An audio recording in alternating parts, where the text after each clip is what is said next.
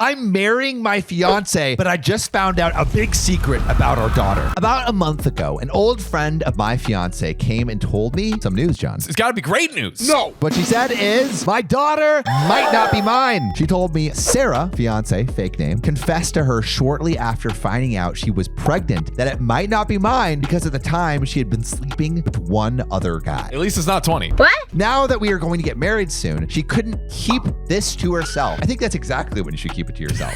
I obviously didn't take the news well because everything she said contradicted the person I knew for 5 years. Faithful, honest, loving, a fucking cheating. Yeah. However, that doubt didn't go away and I ended up going through with a paternity test. And guess what? What happened? The daughter that he's been raising Yes. for a full year Yes. is not his own. I am not the father. Oh my God. And as you can imagine, this has broken my heart. I'm still coming to terms with the news. It explains why she suddenly got pregnant despite the protection I was using. Oh boy. Yeah, we were using so much protection. Like we weren't having sex. We were using God's protection. yeah. Abstinence. The only safe sex is no sex. Thanks, God. But I assume things just happen. And that's what, that's how it happens. And abortion was out of the question. So at this point, I'm not sure where to go in life. The wedding is 2 weeks away at this point. 2 weeks away. Yikes. God. Family is coming. Everything is paid for. My daughter, who I love, turns out isn't mine. And I've been raising someone else's kid. I'm about to marry a woman who I can't bring myself to look at anymore. I'm at a loss. I'm not sure what advice Reddit can offer, but heck, I don't know who else to turn to. There is an update, but before the update, we're gonna go into the edit. So thank you for all the advice, good and bad. There's different perspectives, blah, blah, blah. There's a lot to consider. There's a lot going on. There's a lot going on. I am the first to say, OP, your life is and I'm glad that you came to us instead of a licensed professional. Thank you. So, update. You ready? Let's do it. I read everyone's advice, and a lot of it was very helpful, while others not so much. Sounds like Reddit, honestly, but I would flip it. It would be like a lot of it was unhelpful. And some things were good. A little bit. Some of you said you should consider murder. Hey, it's not off the table. He unfortunately says it is off the table. He actually uses the words not on the table. But for those who did offer genuine advice, thank you. After getting the second result with the second paternity test, I talked to Sarah and a lot of emotions rolled out. How could an old friend betray me? I wasn't sure if it was yours. I'm sorry. How can you not trust me? She was all over the place. Oh man, gaslighting tactics. God. How could you not trust me? Because our child is not mine? I mean, that's a pretty valid reason. After she calmed down, I got a few more answers out of her. John, turns out it wasn't just one guy.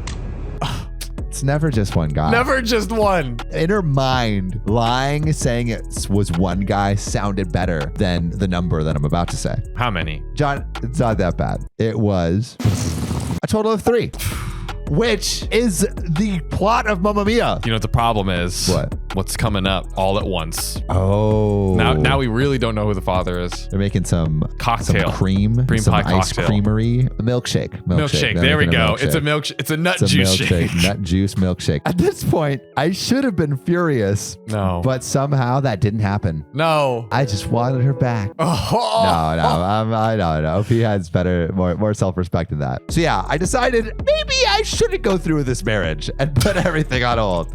Thank you. I plan to actually cancel everything. Bro, they're 2 weeks away from their marriage. I called my parents and explained what was going on. They were shocked. Then I told her parents. Same reaction. I was surprised with how understanding they were to the whole situation. Like I said, they're great people and their reaction only reinforces this. Luckily, the wedding was within driving distance, 8 hours being the longest drive. The amount of fallout was minimal, besides his whole relationship and his daughter not being his own. Not bad. Apart from my and her parents, no one else really knows what's going on other than the wedding being delayed.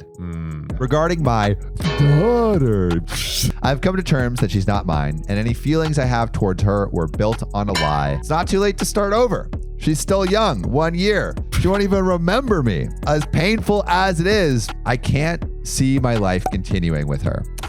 So that daughter, wow. No daddy for her. Wow. I see a stripper in 18 years. 17.